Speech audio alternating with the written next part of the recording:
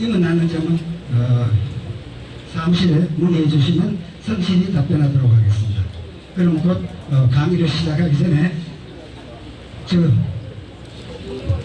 네, 안녕하십니까. 시간이 좀 있습니다. 학생에서 한 말씀 드리겠습니다.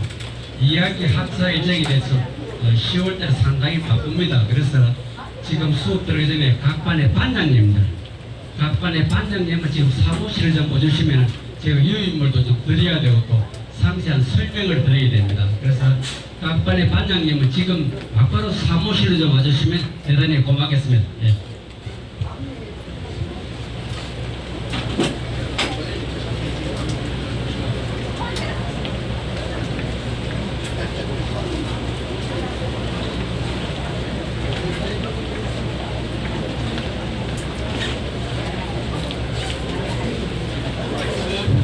이어서 강의를 시작하겠습니다. 반장님 나오시고 조용히 해주시기 바랍니다.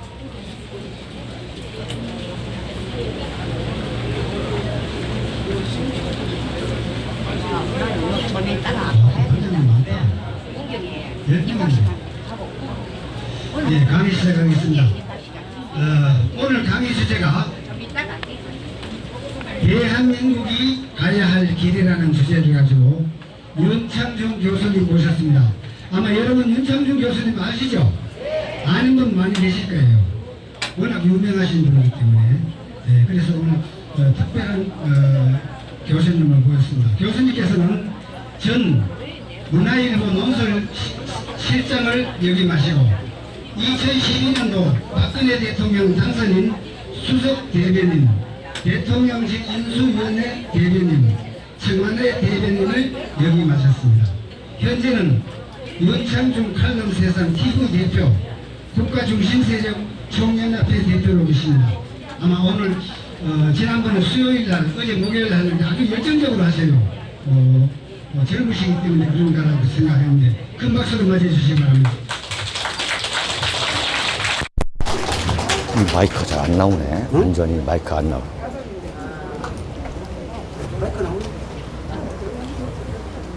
여러분, 윤창중 인사드리겠습니다.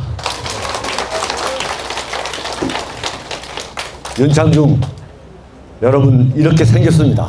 예. 지금 들어오다 보니까 몸을 흔들면서 그 노래를 부르시던데 정말 잘하시는 겁니다. 2차 대전을 승리로 이끈 영국의 윈스턴 처칠 수상이 무슨 이야기를 했냐면은 가장 오래 살아남는 자가 최후의 승자라고 했습니다. 여러분들 아프지 마시고 최소 100살까지는 사셔야 됩니다. 왜 그러느냐? 이 문재인 정권의 말로를 한번 제대로 지켜보고서 어떻게 말로, 어떤 말로가 될 건지를 여러분이 지켜보시려면은 절대 아프지 마시고 건강관리 잘 하셔야 됩니다. 박수가 없습니다. 예. 박수 좀 크게 쳐주시고, 지금 국회에서는 대한민국의 최악의 가장 악랄하고 가장 지능적인 지능범, 가장 위선자, 형사 범법자 조국을 상대로 대한민국 국회가 인사청문회를 한다는 지금 쇼를 하고 있습니다. 근본적으로 이건 인사청문회 자체가 성립될 수 없는 겁니다, 여러분. 네? 어떻게 35곳의 압수수색을 당하고 있는 자를 인사청문회에 세울 수 있습니까? 이건 대한민국 헌법과 대한민국 형법에 따라서 당장 검찰에 불려가가지고 구속수사를 당해야 될 사람을 지금 인사청문회를 한다는 거예요. 이게 말이 되는 나라입니까? 그런데 그런데 여러분들이 꾹꾹 눌러 찍어준 자유한국당 국회의원들은 왜 거기에 들러리 서는 겁니까? 여러분 이게 맞다고 생각하십니까? 대구가 이렇게 계속 자유한국당은 그냥 와르바시만 꼽으면 찍어줘야 되는 겁니까? 이게 저는 너무너무 답답해가지고 50년 제가 살아왔던 서울과 수도권 그 활동 무대 그리고 저의 생활 근거지를 다 청산, 다 정리하고 지금 대구 동구 방촌역 4번 출구에 윤창중 칼럼사랑 TV라는 제 사무실을 내고 또 최근에 국가중심 세력 총연합이라는 시민단체를 만들어서 지금 대구에 내려온 겁니다.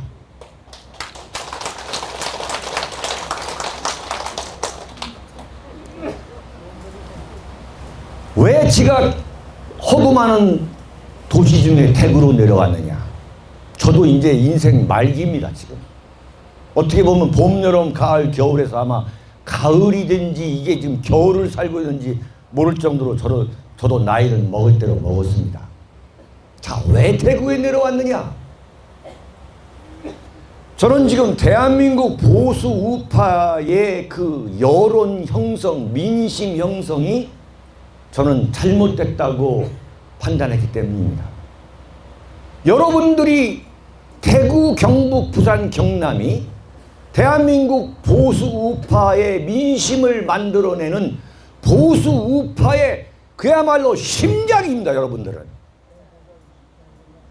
그런데 여기에서 배신자들이 나와가지고 부산의 김무성, 대구의 유승민을 비롯한 62명의 새누리당 배신자 중에 절대 다수가 경상도에서 나와가지고 제대로 된 민심을 만들지 못해왔기 때문에 완전히 보수가 괴멸되고 문재인이가 오늘 저런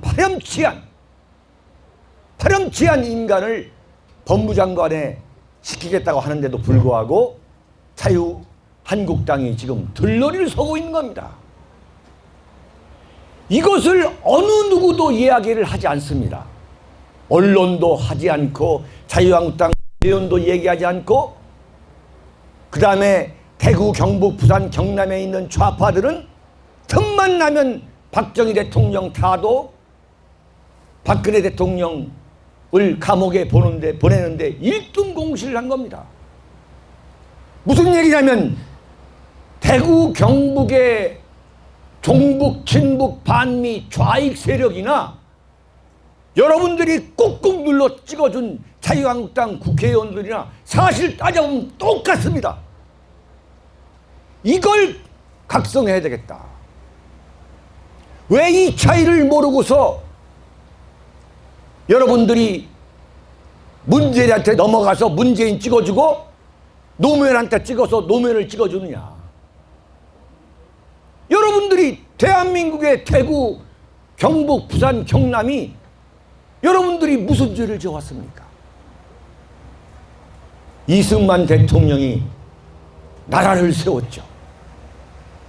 만약에 이승만 대통령과 같은 미국 문물을 모르는 위인이 영웅이 없었다면 이승만 대통령은 정말 대한민국이 한자밖에 모를 때에 미국 유학을 가셔가지고 프린스턴 대학, 하버드 대학 박사학위를 받으신 분입니다. 19세기 말엽에 말이죠. 이런 분이 계셨기 때문에 한반도에 김일성 공산 세력, 중국과 러시아 공산 세력에 맞서서 대한민국의 자유민주주의와 시장 경제에 깃발을 내건 대한민국을 건국했고 그 건국에 경상도 국민들이 절대적으로 참여를 했고 그리고 건국한 지 2년 만에 김일성이가 6.25 남침을 했을 때 낙동강 전설에서 그리고 부산에서 대한민국을 지킨 국민이 우리 경상도 국민입니다, 여러분. 그리고 박정희 대통령이라는 한반도 역사상 가장 위대하신 지도자가 나와서 구미에 공장을 짓고 부산에 공장을 짓고 대한민국 산업화, 대한민국 부국 강병 싸우면서 건설하자고 부국 강병을 완전히 실천하신 그 박정희 대통령, 그 박정희 대통령의 지도력에 따라서 부국 강병을 이루신 지역이 어디냐? 그게 경상도입니다.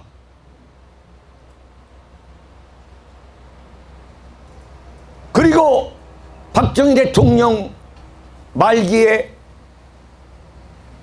차지철의 그 온갖 횡포와 거기에 맞서 가지고 이른바 부마 항쟁이라는 대한민국의 민주화에 엄청난 횃불을 올린 지역도 부산입니다. 마산이고. 그런데 어느 날 하루아침에 경상도는 마치 죄인이 되고 있습니다. 죄인이 되고 있어요. 왜 여러분들이 죄인 취급을 받아야 됩니까? 너무 답답해서 제가 윤창중이가 대구에 내려온 겁니다. 왜 대구냐? 대구는 대한민국 보수 우파의 최후의 저는 전선이라고 생각하기 때문입니다. 대구가 무너지면 여러분들 대구가 무너지면 대한민국의 보수 우파 정권은 세워질 수 없고 몇 년 안에 여러분들이 저항하지 않으면 문재인 임기 안에 저는 대한민국이 공산화될 가능성이 70% 이상을 저는 보고 있습니다. 이들은 양심도 없고 상식도 없고 국가관도 없고 오로지 권력이요, 오로지 머릿속에 들어있는 것은 북한입니다. 그리고 반일이고 그리고 반미고 지금 이 문재인 세력이 이루려고 했던 그것의 70%는 지금 완성이 되어 있습니다. 조국이가 얼마나 위선적이고 가정스러운 인간인가를 그대로 지금 보여주고 있습니다. 우리가 이렇게 통탄합니다 하고 있음에도 불구하고 그래도 대한민국을 지켜주고 계시는 신이 존재하고 있구나 라고 안도할 수 있게 이번에 조국 사태입니다. 만약에 조국이가 청와대 민정수석을 마치고 몇 달 놀다가 총선에 나와가지고 조국바람이다 뭐다 이렇게 떴다면 이 조국이란 인간이 얼마나 가증스럽고 얼마나 악질적이고 얼마나 지능적인 범죄자라는 것을 대한민국 국민들이 새까맣게 모를 뻔했습니다. 조국은 지금 문재인 정권을 잡고 있는 그 세력의 모든 면을 보여주고 있는 거예요. 정말 한편의 거대한 드라마입니다. 드라마.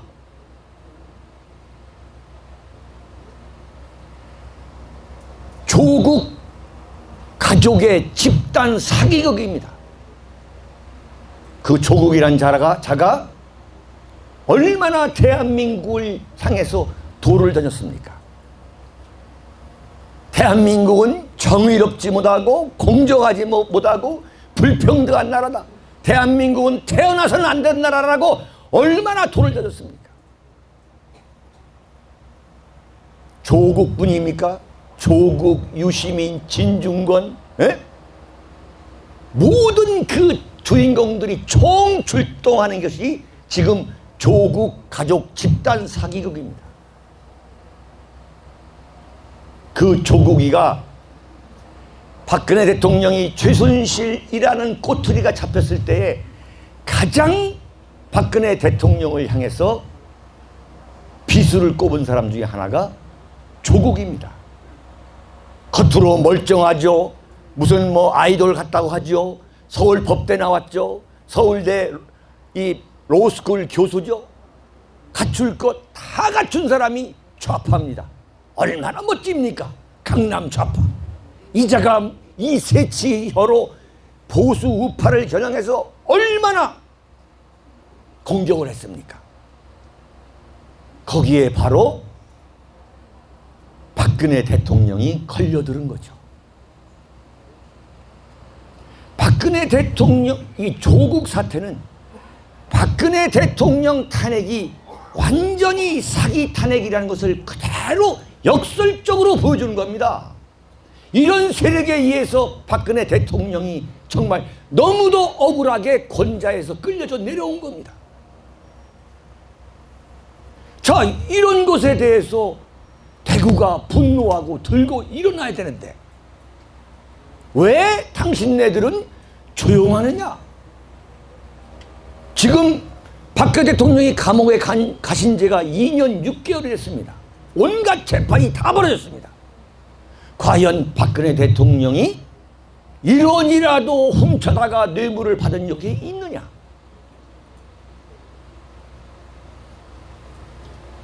돈을 1원이라도 받았습니까? 뇌물이라는 것은 자기 무슨 장롱에 숨겨놓는다든가 땅에 파문다든가 은행 계좌를 만들어 돈을 넣어야 되는데 박근혜 대통령이 받았다는 돈이 단돈 1원이라도 있습니까? 최순실이가 개인적으로 돈을 받은 게 단돈 1원이라도 있습니까? 남아있는 물증은 딱 말 3마리입니다. 말 3마리. 삼성전자 부회장 이재용이가 최순실 딸 정유라한테 말 3마리를 뇌물로 줬다. 지금 이거예요. 지금 핵심이 말 3마리입니다. 그럼 이 말 3마리를 줬다고 합시다. 뇌물로. 정유라가 박근혜 대통령 딸입니까? 박근혜 대통령 숨겨진 딸입니까? 최순실 딸이 아니고 박근혜 대통령 딸이라고 얼마나 대한민국 언론이 난리를 폈습니까? 지긋지긋하게.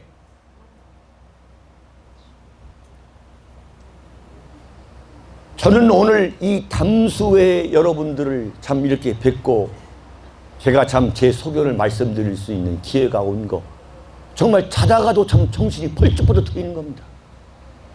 여러분들이 대구의 평범한 분들이 아니라 대구를 움직이시고 계시고 대한민국 보수 우파를 움직이고 계시는 여러분들은 지도자여 유지입니다. 여러분들이 정말 여러분들을 만나서 제가 이렇게 호소할 수 있는 이 기회를 가진 거 너무 귀중하고 너무 영광스럽게 생각하고 있습니다.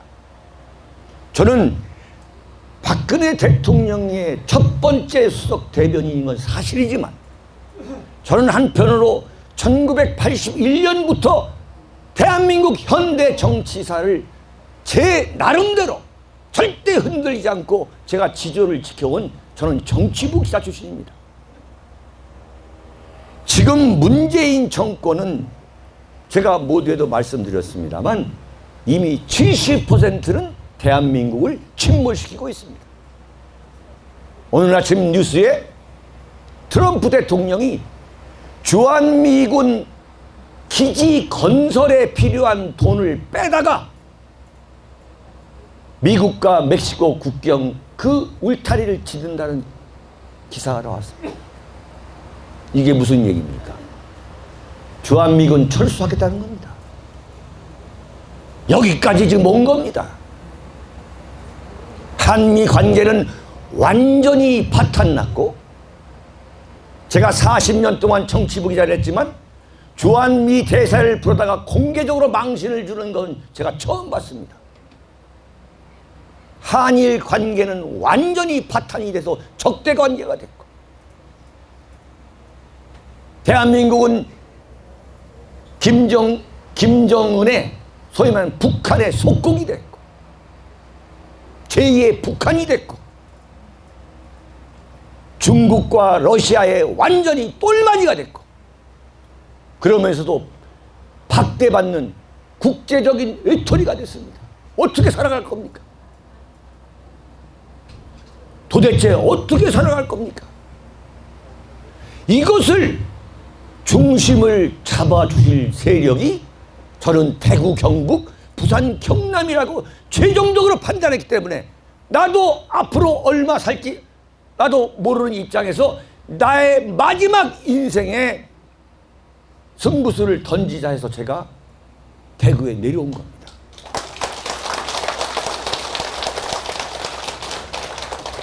제가 대구에 내려오니까 지금 2달 반, 석 달이 됐습니다만 유튜브나 언론에서 유승민을 잡으러 왔다, 그런 보도가 굉장히 많이 나왔습니다.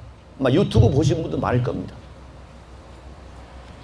제가 유승민을 잡으러 왔느냐라고 질문을 하신다면은 제가 부인은 하지 않겠습니다.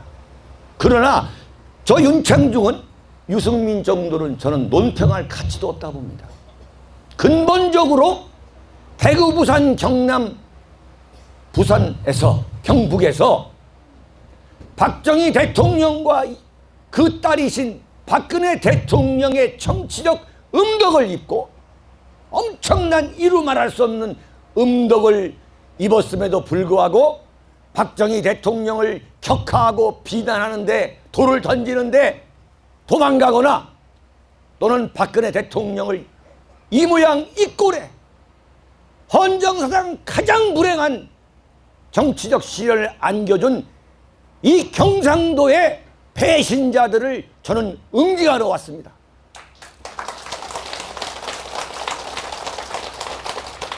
저 윤창중에게는 꿈이 있습니다. 제가 간단한 사람이 아닙니다. 저는 대구를 중심으로 대한민국 보수 우파의 무너진 재단을 제가 세우겠습니다. 어제도 제가 팔공산에 있는 대구 시민 안전 테마파크라는 데를 갔습니다. 여러분, 2003년 2월 18일 대구 지하철 1호선 중앙로역 그 지하에서는 무려 192명이 돌아가시고 148명이 부상을 당한, 350명이 지하에서 목숨을 잃거나 부상을 당한 엄청난 참극이 벌어졌습니다. 그게 언제냐? 2003년 2월 8일이니까 김대중이가 정권을 물러주기 딱 일주일 전입니다. 노무현 정권으로 넘어가기 일주일 전입니다. 그때 대한민국 전국을 강타한 그 폭풍이 뭐냐? 소위 말하는 김대중, 김정일 남북 정상회담과 관련한 대북 송금 사건입니다. 나는 그 당시에 이 무려 350명의 사상자를 만들어낸 그야말로 지하 속의 전쟁이, 지하 전쟁입니다. 이 엄청난 참극이 벌어졌는데도 불구하고 군대를 동원해서 바로 물청소를 하고 흔적을 다 없애버리고 팔공산, 사찰이나 지어야 할 위치에 테마파크라고 해가지고 전동차 한 량을 갖다 놓고 거기서 지금 시민 교육을 한다고 그러고 있습니다. 그 진실, 그 진상을 대구 여러분들은 과연 알고 계십니까? 대구의 그 잘난 4선, 5선 국회의원들이 대구 지하철 참사, 화재 참사의 진실을 규명하자고 떠드는 사람 봤습니까? 그런데도 왜 여러분들은 그런 자들을 찍어줍니까? 여러분들이 눈을 부릅뜨고 있어야만 자유한국당에서도 제대로 된 인물을 공천하게 되는 겁니다. 우리 대구 시민 여러분들이 깨어 있어야만 대한민국을 바로잡을 수 있습니다. 여러분들이 대구 경북의 그 잘난 조국과 같은, 대구 경북에도 조국 제2, 제3의 조국이 숱합니다. 제가 예를 들까요? 영남대학 정치외교학과의 김모 교수라는 사람, 그 다음에 계명대학교 정치외교학과의 김모모라는 사람, 이 양반들은 대학은 대구에 있는데 종표를 보면 서울에 아주 살고 있어요.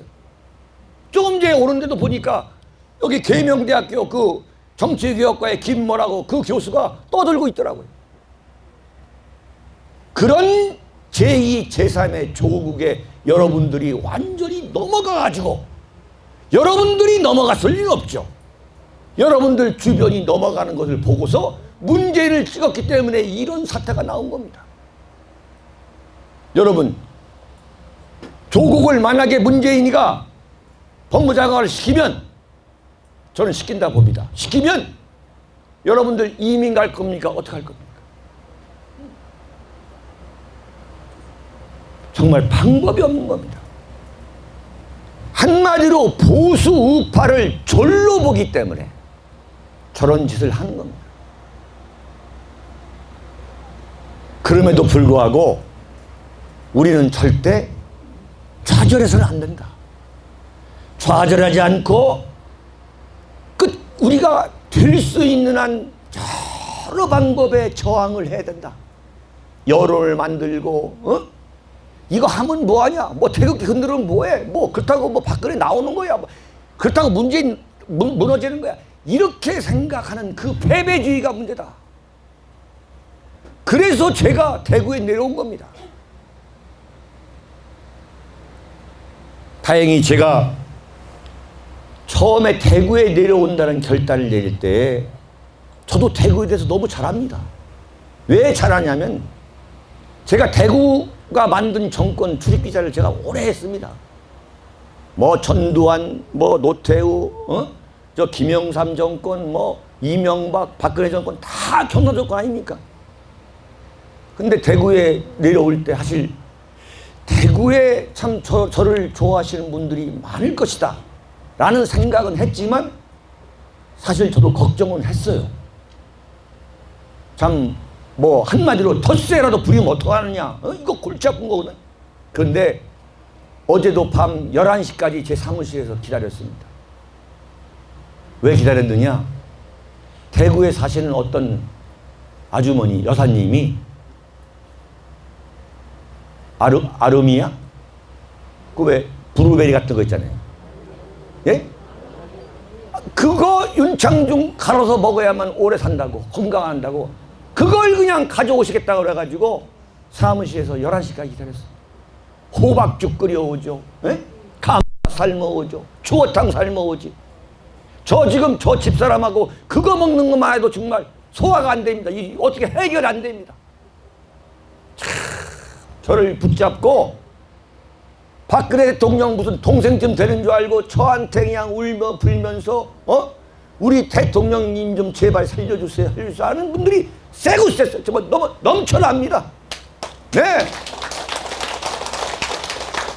나는 뭐 우리 대통령 좀 살려주시길래 무슨 문재인을 살려달라고 하는 소리인지 알고 말이죠. 문재인 좀 그만 조지라는 소리를 알았는데 그게 아니라 박근혜 대통령님 제발 살려달라.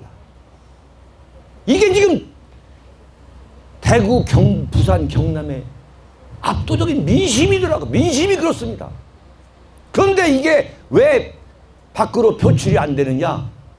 내가 내려와 봤더니 제가 서울에서 느꼈던 것보다도 몇십 배, 몇백 배, 몇만 배 박근혜 대통령에 대해서 정말 피가 끓는 애틋함을 갖고 있고 문재인에 대해서는 정말 이루 말할 수 없는 적개감과 참 혐오감을 갖고 있는데도 불구하고 이게 왜 표출이 안 되느냐?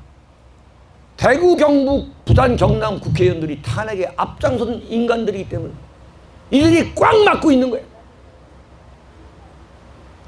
그래서 저는 참 정말 잘 내려왔구나.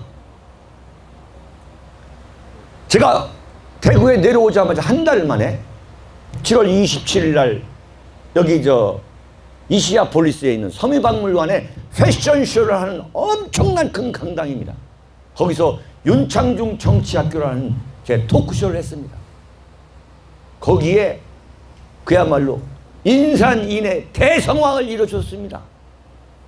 대구, 경북뿐만 아니라 경상도, 그다음에 전국에서 다 오셔가지고 이번에 8월 24일에는 부산일보에서 또 윤창중 정치학교를 했습니다. 대성황이었습니다. 이게 제가 26번째입니다. 그런데 이번에 9월 28일 6.25 때 대한민국 수복한 날입니다. 9월 28일 오후 2시에 제가 어디로 가느냐, 구미 박정희 대통령 생가 그 동상 앞에서 제가 최근에 국가 중심 세력 총연합이라는 시민단체를 만들었습니다.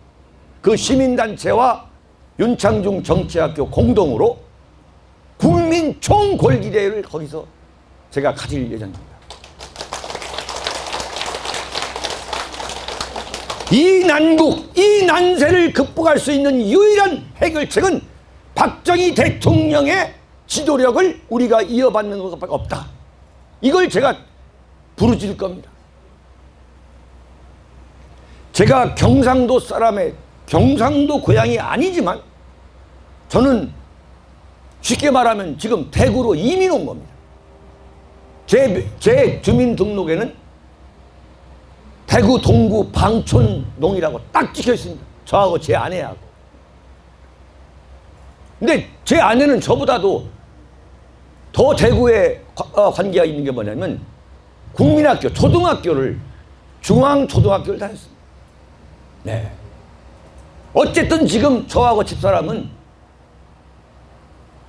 보증금 300만 원에 월세 35만 원짜리 지금 사골세방에 살고 있습니다. 그래도 행복한 게 뭐냐? 제가 주장하는 박근혜 대통령을 살려내자, 박정희 대통령의 그 놀라운 위대하신 그 리더십을 이어받아 가지고 대한민국을 다시 지켜내자 라고 하는 저의 주장에 정말 너무나 많은 국민들이 참 성원해주고 공감해주기 때문에 저는 그 행복감에 지금 참 정말 너무너무 행복한 시간을 보내고 있습니다. 네. 제가 이제 그런 주장과 함께 대구에 내려온 배경을 조금만 더 말씀을 드린다면은, 사실은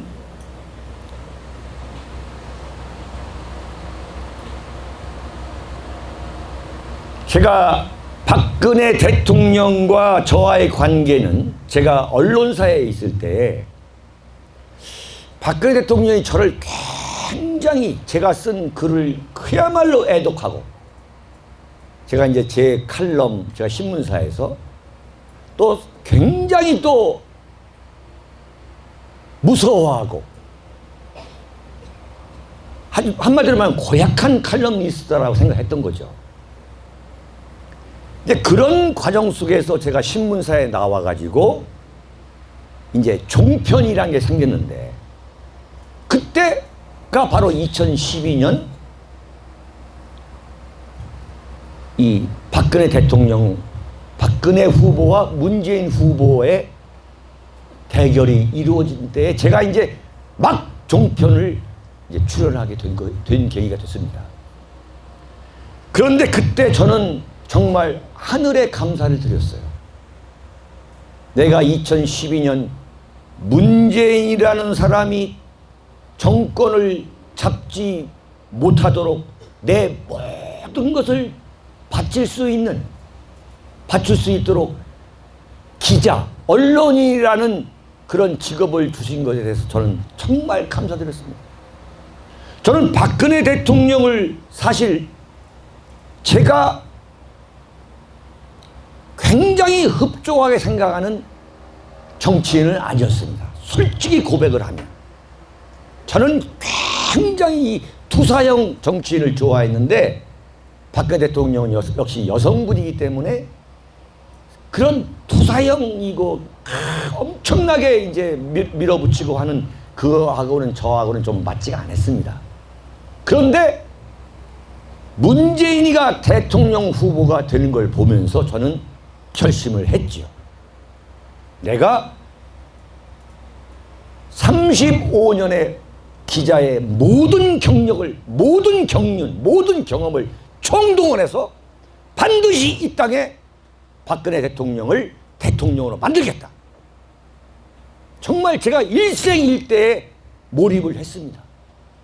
정말 채널A, 뭐 쾌도남마, 뭐 TV조선, 대선 카운트다운 막 여기에 나가서 하루에 2시간, 3시간씩 방송을 했습니다. 정말 저는 제 개인적으로 박근혜 대통령의 나는 러닝메이트다라는 생각으로 정말 엄청나게 전 개인적으로 노력을 했습니다. 그때 주장한 게 뭐냐? 박근혜 후보가 대통령이 되지 않고 만약에 문재인 씨가 대통령이 된다면 임기 내에 대한민국은 공산화가 될 것이다. 제가 그렇게 주장을 했던 거죠. 그런데 이것이 지금 어떻게 되고 있습니까? 지금 우리 눈앞에서 그대로 전개가 되고 있는 거예요. 나는 정말 이것뿐만 아니라 제가 국민들한테 정말 저는 말씀드릴 수 있는 것이 제가 무슨 막말을 하는 게 아닙니다. 이대로 가면 문재인 임기 안에 여러분들은 정말 완전히 다른 세상을 보게 될 겁니다. 자, 그랬는데 저는 제가 박근혜 대통령의 대변인이 될 거라든가 대변인이나 또는 박근혜 대통령 정권에서 제가 무슨 자리를 차지할 거라고는 단 1%도 제가 생각을 못했습니다. 정말로. 그건 제 집사람이 압니다. 그리고 이미 그때 제 나이는 57세였어요. 뭐 간단한 나이가 아니었습니다. 그런데 박근혜 대통령이 박근혜 정부의 첫 번째 인사입니다. 수석 대변인을 맡아주세요. 제가 뭐라고 했느냐? 저는 정말 생각도 안 한 겁니다. 생각을 해보겠습니다. 그랬더니 수락을 해주시지 않으면 첫 단추부터 잘못 끼게 됩니다. 첫 번에 제가 거절을 했죠. 그랬더니 10분 좀 지나가지고 다시 저한테 빨리 결정을 내려달라 해서 저는 대변인이 소위 말하면 대통령 당선인 수석 대변인을 제가 이제 수락을 하게 된 겁니다. 그게 박근혜 대통령이 당선되시고서 가장 먼저 단행한 인사입니다. 문재인과 엄청난 이 경쟁을 해가지고 전쟁을 치르고서 그야말로 겨우겨우 대통령이 되시고서 윤창중을 수석 대변인에 임명한다고 발표를 했더니 가장 먼저 박근혜 대통령을 공격한 사람이 누구냐면 대구의 유승민입니다. 유승민이가 영남일보 송모 기자와의 인터뷰에서 윤창중은 극우 인사다. 극우. 그러니 박근혜 대통령은 인사를 철회해야 된다. 박근혜 대통령이 인사를 철회하지 않으면 윤창중 스스로가 물러나야 한다. 막 야심을 갖고 출마하려고 하는 박근혜 대통령 등에 가장 먼저 칼을 꼽은 게 누구냐? 유승민입니다. 여러분, 제가 유승민이라는 사람을 인격적으로 공격하는 게 아닙니다.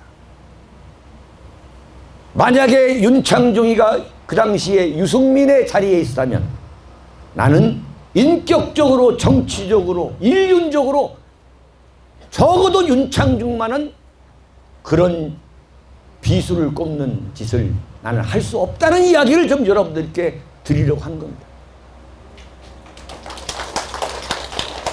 여러분, 대구에서 지금으로부터 15년 전에 유승민이라는 사람을 이름 석자라도 들어본 적이 있습니까? 없었습니다. 대구 동구을에서 박창달 의원이 선거법으로 그 의원직을 상실하니까 당시 자신의 비서실장인 유승민 의원이 그때도 비례대표 국회의원이었습니다. 비례대표만 돼도 참 그야말로 그건 권력 감투인데 그 비례대표를 벗겨서 동구을에 출마를 시켜가지고 동구을에 살다시피 한 사람이 누구냐? 바로 박근혜 대통령이었습니다.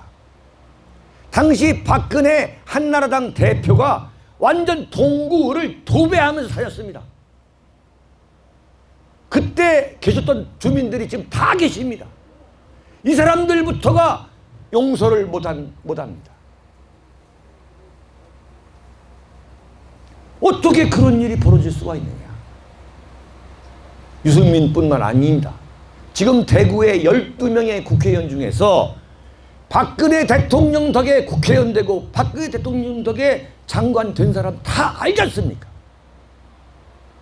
그런데 박근혜 대통령이 천인공노할 잘못을 저질렀다 하더라도 어떻게 그렇게 탄핵에 앞장서 가지고 박지원, 안철수, 문재인하고 짜고서 탄핵을 통과시키고 아니면은 그 엄청난 음덕을 받던 사람들이 어떻게 입 다물고 도망을 가냐 인간적으로.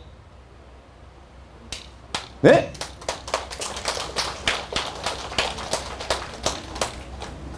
기가 막힌 일이 벌어진 데가 여기입니다. 자, 박근혜 대통령이 굉장히 강단이 강한 분이시죠. 유승민이가 그 공격을 가하니까 그건 박근혜 대통령에 대한 공격입니다. 초반에 완전히 스텝이 꼬이더라고요. 제가 그걸 봤습니다. 도대체 이걸 어떻게 해야 되는지. 참, 저는 그런 면에서 박근혜 대통령한테 굉장히 죄송한 마음이 듭니다. 당신은 나를 기용함으로써 이른바 대한민국의 종북, 친북, 이 좌익 반미 세력을 척결해야겠다는 그 보석으로 저는 저를 임명했다 봅니다. 상징적으로 나는 보수 우파 정권으로 가겠다. 근데 정작 윤창중한테 비수를 날린 사람이 유승민이에요. 그로 인해서 박근혜 대통령은 굉장한 손해를 봤습니다. 그러다가 대통령직 인수위원회 대변인에 박근혜 대통령이 다시 기용을 하니까 두 번째 저를 공격한 사람이 누구냐? 경남지사 홍준표였습니다. 극우 인사다. 홍준표가 윤창중이 보고 극우 인사라는 겁니다. 저는 40년 동안 내가 무슨 테러를 주도하고 테러를 선도한 것도 아니고 대한민국이 어떻게 가야 되느냐를 저는 정론을 편 것에 불과합니다. 바꿔 말하면 자기들이 해야 될 짓을 내가 한 겁니다. 근데 자유한국당의 아주 나쁜 버르장머리 중에 뭐냐면 자기들이 하지 못하는 걸 외부 사람이 하면 그 사람을 극우라고 매도하는 그 못된 풍조가 있습니다. 박근혜 대통령을 지키자, 박근혜 대통령을 지키지 못하면 대한민국을 지킬 수 없다라고 그 엄동선안에 자유한국당에 그 누구도 나오지 않을 때에 태극기 시민 세력이 태극기를 들었잖아요. 몇만 몇십만 촛불 세력, 촛불 들고 나온 사람들보다도 4배, 5배 더 많이 나왔잖아요. 언론에서 완전히 보도를 안 했지만. 그런데 자유한국당에서 뭐라고 매도합니까? 태극기 세력은 극우다. 이렇게 매도를 하지 않습니까? 정말 복창이 터질 일이죠. 복창이 터질 일이에요.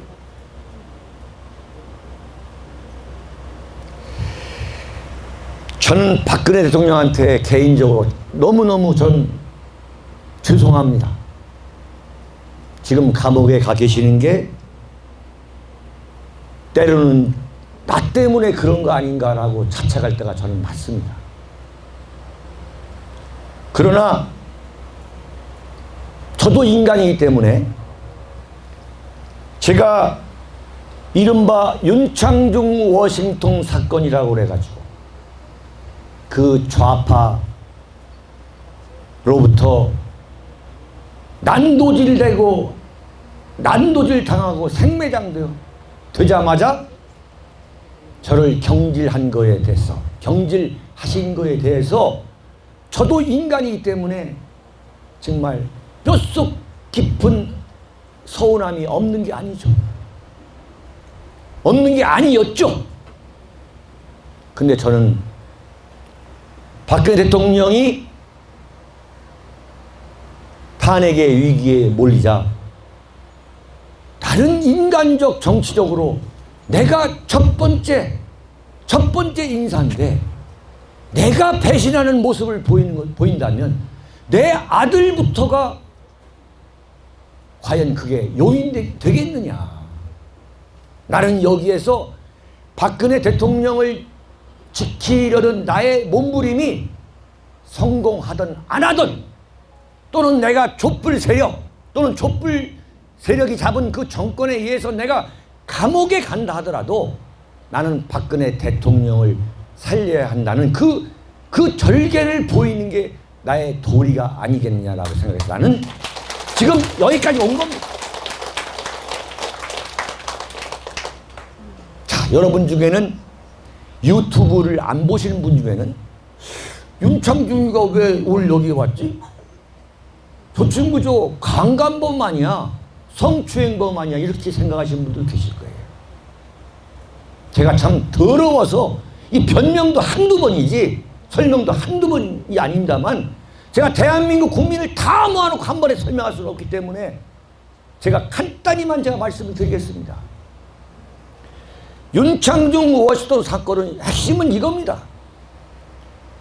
미국에서 대한민국 여자 교포들이 완전 좌익 세력이 미시 USA라는 반 대한민국 인터넷 커뮤니티를 운영합니다. 거기에 청와대 대변인이 여성 인턴을 성폭행했다라고 한 줄을 올립니다. 그랬더니 대한민국 언론과 당시 야당 박지원, 문재인, 안철수 이 세력들이 모두 들고 일어나가지고 윤창중에 대한 이루 말할 수 없는 가짜 뉴스를 쏟아붓습니다. 이 가짜 뉴스를 지금 제가 말씀드릴 것 같으면 이건 진짜 뭐 맨날 며칠 할 수 있는 얘기인데 몇 가지만 좀 말씀을 드리면, 제가 빨가벗고 호텔로 그 여성 인턴 보고 오라고 해가지고 발가벗은 상태에서 엉덩이를 주무르면서 성관계를 요구했다. 근데 성관계를 거절하니까 내가 성폭행을 저지르려고 했다. 그게 언론입니다. 여러분, 내가 만약에 그 중에 단 하나라도 사실이라면 미국의 워싱턴 검찰과 경찰이 가만히 뒀겠습니까? 지금 이 사건이 일어난 지가 벌써 2013년 5월이니까 지금 6년이 넘었습니다. 워싱턴 검찰과 경찰로부터 단 한 번의 전화도 없었습니다. 단 한 번에. 왜 그러냐? 사실이 아니기 때문인 거죠. 미국의 호텔, 미국의 거리는 CCTV의 천국입니다. 여기에 아무것도 없는 겁니다. 그리고서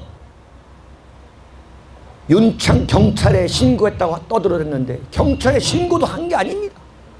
사건 자체가 성립된 게 아닙니다. 윤창중의 윤자도 없습니다. 피해를 봤다는 여자의 이름도 없습니다. 아무것도 없습니다.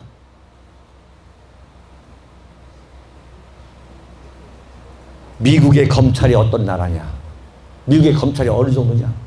빌 클린턴 대통령이 르윈스키와 백악관에서 성관계를 가졌느냐 안 했느냐를 조사했던 스타 특검 특별검사가 빌 클린턴 이 세계의 심장이라고 하는 백악관 집무실에서 수사하는 나라가 미국입니다. 그리고 국제통화기금 IMF 총재 크라우스 칸이라고 프랑스의 가장 유력했던 대통령 후보가 뉴욕 호텔에서 흑인 여종업원이 성폭행을 당했다고 신고하니까 그 신고만 했는데도 불구하고 그 칸 총재가 뉴욕 공항에서 프랑스 파리로 가려고 비행기 안에 있는데 흑인, 백인 경찰이 들어와 가지고 바로 그 자리에서 비행기 안에 앉아 있는데 수갑을 채워 가지고 끌고 가 가지고 유치장에 처박는 나라가 미국입니다. 그러니까 미국에 살고 계시는 교포들이 이를 말할 수 없이 억울했어요. 윤창중을 지지하는 분들은 야, 이거 말이 되는 이야기를 대한민국 언론이 보도할 거 아니냐. 또 하나는 이런 것도 있었어요. 윤창중이가 청와대 대변인인데 대통령을 모시고 한미 정상회담을 하러 갔는데 이 자식이 완전 술을 새벽 6시까지 먹고서 새벽 6시에 들어왔다는 거예요.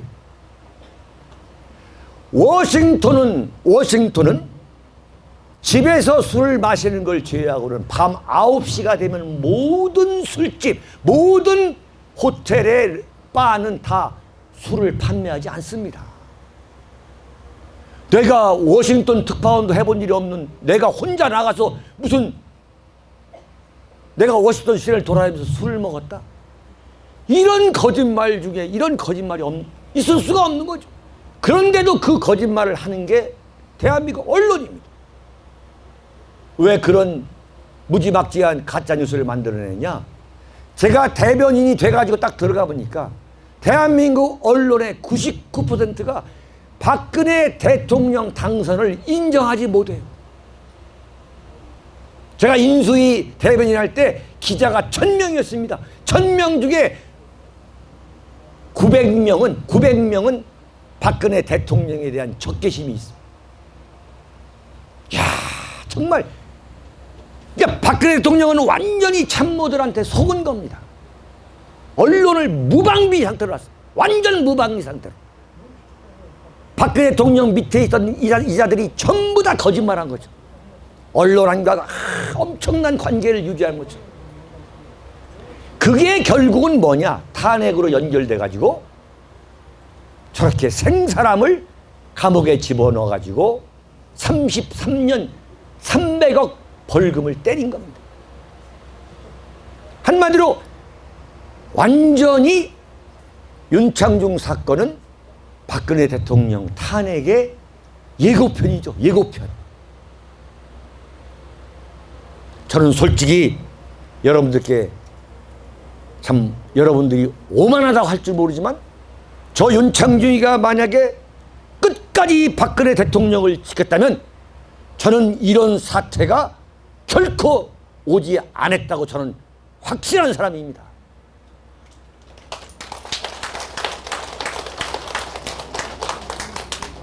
박수를 좀 세게 좀 쳐주시기 바랍니다. 자, 어떤 분은 그래요. 길에 가다 만나면 여보 당신은 말이야 세계적으로 가장 운이 있는 사람이야. 당신 만약에 박근혜 대통령 계속 모셨으면 지금 형무소 가 있었을 거야. 이제 그렇게 얘기를 합니다. 물론 그럴 수도 있죠. 그러나 여러분들 오늘 윤창중 지금 1시간 동안 만나 뵈면서 어떤 생각 하셨습니까? 저 사람이 대충 해가지고 타협할 사람처럼 보였습니까? 제가 만약에 있었다면은 박근혜 대통령을 저는 지켰다. 저는 그렇게 여러분들에게 자신 있게 말씀드릴 수가 있습니다. 그런데 참 불행하게도 이렇게 됐습니다. 그러나 제가 박근혜 대통령을 저는 끝까지 지킬 겁니다. 네. 세상이 다 변한다 하더라도 세상이 다 저한테 돌을 던진다 하더라도 저는 박근혜 대통령을 지킬 겁니다. 그것을 제가 오직 저도 억울했으면 대구에 이사까지 와가지고 이런 말씀을 드리겠습니까? 지금까지 제가 대구에 내려온 이후에 저는 제가 생각했던 것 이상으로 저는 과분한 참 환대를 성원과 지지를 받고 있습니다. 정말 감사드리고 저는 이 대구, 경북, 부산, 경남의 이 지지를 바탕으로 서울까지 연결하는 그야말로 그래서 대한민국 보수가 다시 나라를 이끌고 가는 그런 나라를 만들도록 하겠습니다. 그런데 시간이 너무 없어가지고 말이죠. 우리 원장님이 시간을 너무 안 주셔가지고 그런데 또 좌파들이 저를 공격할 겁니다. 그동안에도 여러 차례 공격을 했습니다. 저는 완전히 바닥까지 떨어져가지고 정말 엄청나게 인간 이하의 그 짓밟힌 그 경험이 있습니다. 저는 겁내지 않습니다. 저는 두려워하지 않습니다. 그러나 제가 생각하는 게 옳다면 제가 만약에 그런 정치적 탄압과 보복을 받게 된다면 여러분들이 좀 다시 한번 지켜주셨으면 합니다. 여러분 대단히 감사합니다. 감사합니다. 오늘 역대적으로 강의해주신 교수님께 다시 한번 박수 부탁드립니다. 감사합니다. 강의를 잘 들으셨으면 생각합니다. 우리는 저를 포함해서 우리는 산전수전을 다 겪은 사람입니다. 강의 내용은 어떻든 간에 여러분이 잘 판단해서 하시면 되겠습니다. 네, 그 이상으로 제가 드리고 학생회 시가 가셨어요. 무슨 말씀하실지 모르니까 모르겠습니다. 감사합니다. 반갑습니다. 오늘 건강한 모습으로 또 2학기에 새 출발을 하게 되니까 너무너무 반갑습니다. 그런 만큼 멋있습니다. 앞으로 더욱 건강하고 그리고 수고하시기를 바라면서 인사를 드리겠습니다. 감사합니다. 자, 시청자 여러분, 다음 방송에서 또 인사드리겠습니다. 감사합니다. 저 기자 백화점에서 뵙죠. 22일 날입니다.